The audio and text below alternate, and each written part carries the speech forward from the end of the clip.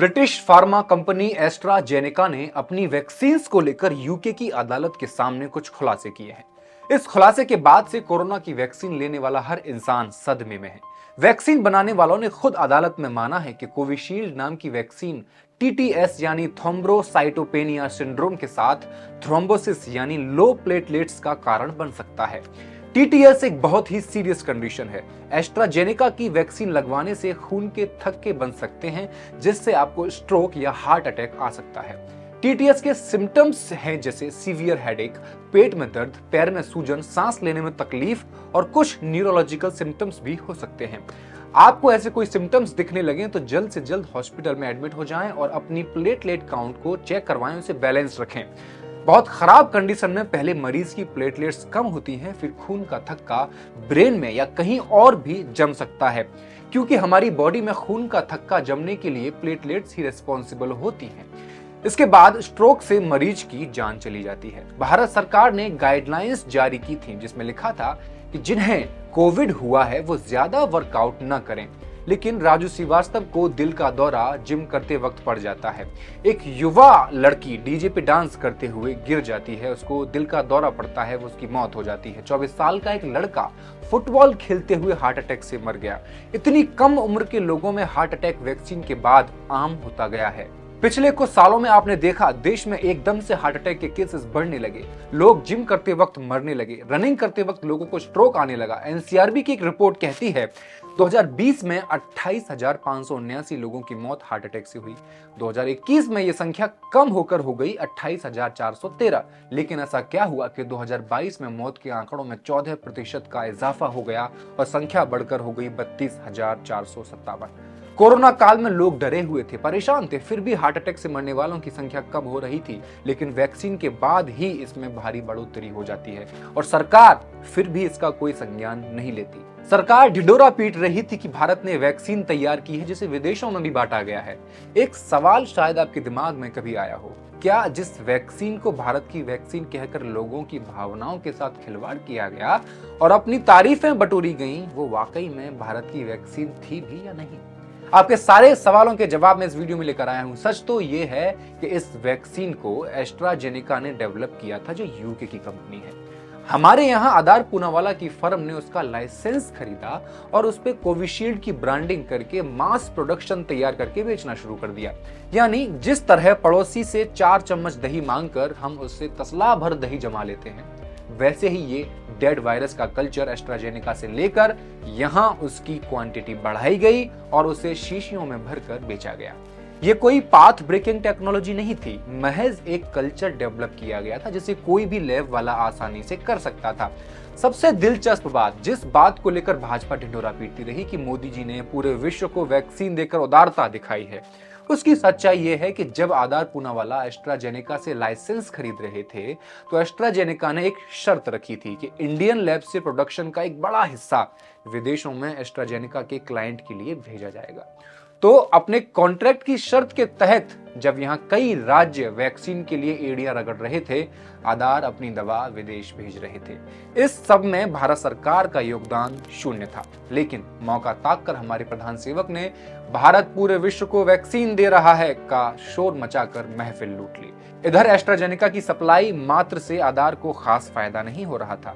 Electoral bond की history बताती है कि मोटा चंदा भारतीय जनता पार्टी को आधार पूनावाला से मिला। मसला तो यह है कि इनकी दवा को भारत में चटपट अप्रूवल दे दिया गया और 3 गुने दाम पर सप्लाई करने का कॉन्ट्रैक्ट भी इन्हें मिल गया। सरकार ने उनकी 90% दवा फर्म से सप्लाई की हुई खरीद ली, जबकि भारतीय साइंस लैब की बनाई बेहतरीन वैक्सीन कोवैक्सीन को महज 10% सरकारी सप्लाई का ऑर्डर ही मिला। शायद यही वजह है उनके द्वारा इलेक्टोरल बॉन्ड से चंदा दिए जाने का कोई रिकॉर्ड नहीं मिलता। और सबसे बड़ी बात, इन्होंने जो वैक्सीन खुद की लगवाई थी वो कोवैक्सीन ही थी और पूरे देश को लगवा दी कोविशील्ड। अब तो इसकी भी जांच होनी चाहिए कि महाशय ने खुद वैक्सीन लगवाई भी थी या फिर ग्लूकोज का कोई डोज ले लिया था। बस दिखावा करने में इनका कोई तोड़ तो है नहीं। डर का ऐसा माहौल बनाया गया कि सबके लिए कोविशील्ड लगवाना जरूरी हो गया, मजबूरी हो गई। हर जगह वैक्सीनेशन सर्टिफिकेट मैंडेटरी कर दिया गया। इतना ही नहीं, ₹90 की कॉस्टिंग वाली वाइल को आधार की कंपनी सेंट्रल गवर्नमेंट को ₹400 और स्टेट्स को ₹1000 की प्राइसिंग कर रही थी। इस पर भी खरीदने को तैयार उद्धव ठाकरे जैसे मुख्यमंत्री को सप्लाई मुश्किल से हो रही थी। शायद ये विपक्ष के सीएम थे इसलिए। बहरहाल कुछ ही महीने के अंदर पूनावाला की छोटी सी फर्म सिर्फ एक दवा से बड़ी सबसे बड़ी फर्म बन गई। महामारी खत्म हुई, आधार बिलियनियर बन गए, भारत छोड़ दिया, लंदन में मकान लेकर वहीं बस गए। आजकल अमीरों के मैगजीन में घोड़े पालते दिखाई देते हैं। मुफ्त वैक्सीन के नाम पर भक्तों ने कूद कूद कर चरण वंदना की, सवाल करने वालों को गद्दार और विद्रोही बताया, उन्हें पाकिस्तान जाने की सलाह दी।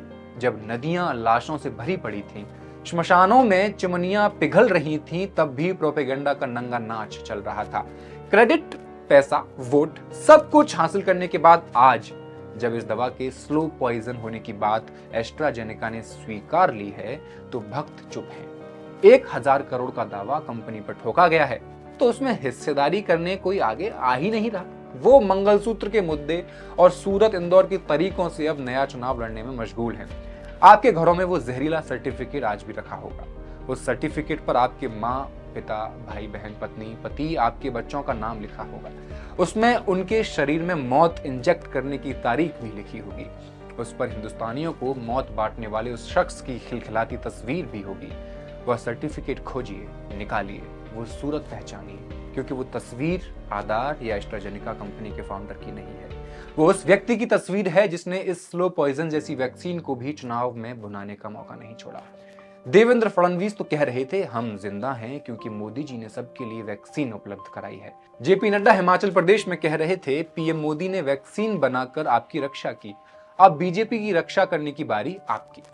क्या अब भी यही कहेंगे कि हमें वोट दो, हमने सबको वैक्सीन के साथ जानलेवा साइड इफेक्ट भी दिए हैं? एक आदमी जो आपसे थाली बजवा रहा था उसने ये भी नहीं सोचा कि अपने देशवासियों की रगों में जो दवा वो भरने जा रहा है वो सुरक्षित है भी या नहीं। कम से कम 5 साल या सामान्य तौर पर 10 से 15 साल के ट्रायल होने के बाद कोई वैक्सीन अप्रूव की जाती है।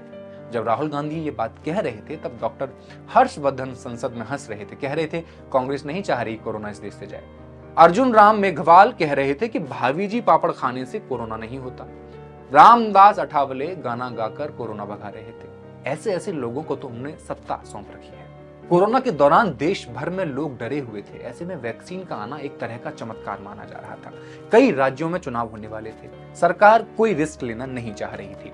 उत्तर प्रदेश में 2022 में चुनाव था और कोविड की सबसे बुरी तस्वीरें वहीं से आ रही थीं। उन्नाव, गाजीपुर से लेकर गंगा में 2000 लाशें तैर रही थीं। श्मशानों में चिता जलाने की जगह नहीं मिल रही थी। इलाहाबाद हाईकोर्ट ने यूपी में ऑक्सीजन की कमी से मौत के लिए जेनोसाइड या जनसंहार शब्द का इस्तेमाल किया था और इसे क्रिमिनल एक्ट बताया था। लोग इस कदर बेघर हो रहे थे, ऐसा लग रहा था आजादी के बाद से सबसे बड़ा मजदूरों का पलायन कोविड के दौरान हो रहा था। सड़क हादसे में मरे पड़े कुत्ते का मांस खाने को लोग मजबूर थे। दिल्ली से घर जाने के लिए बस और ट्रेन न मिलने पर मजदूर हजारों किलोमीटर पैदल ही अपने घर परिवार के साथ निकल गए।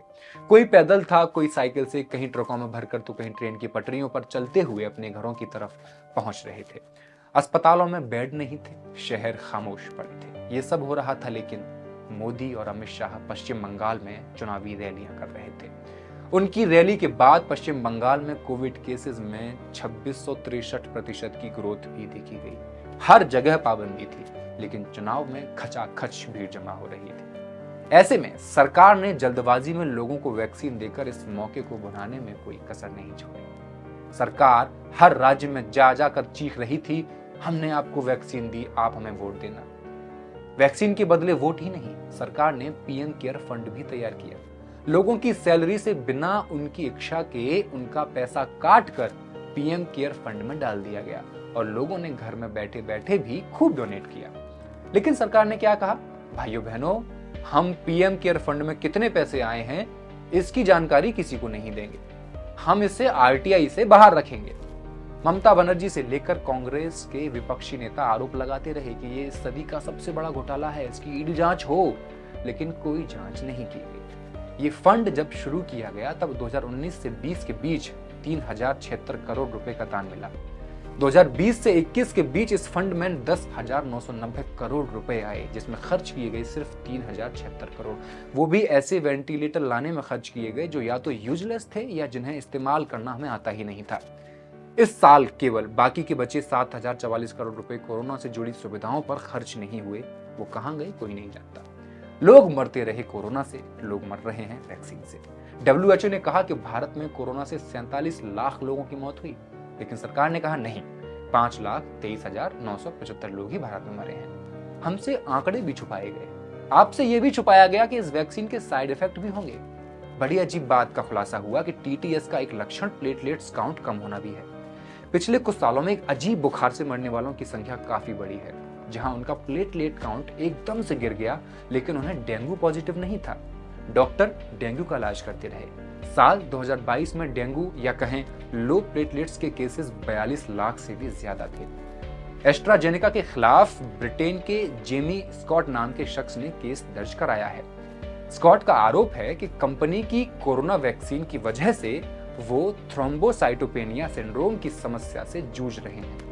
वो ब्रेन डैमेज का शिकार हो गए थे। अगर आप भी ऐसी किसी समस्या का सामना कर रहे हैं तो कमेंट करके बताइए। वीडियो शेयर कर दीजिए और मॉलिटिक्स को सब्सक्राइब कर लीजिए। मैं हूं हेमंत, नमस्कार।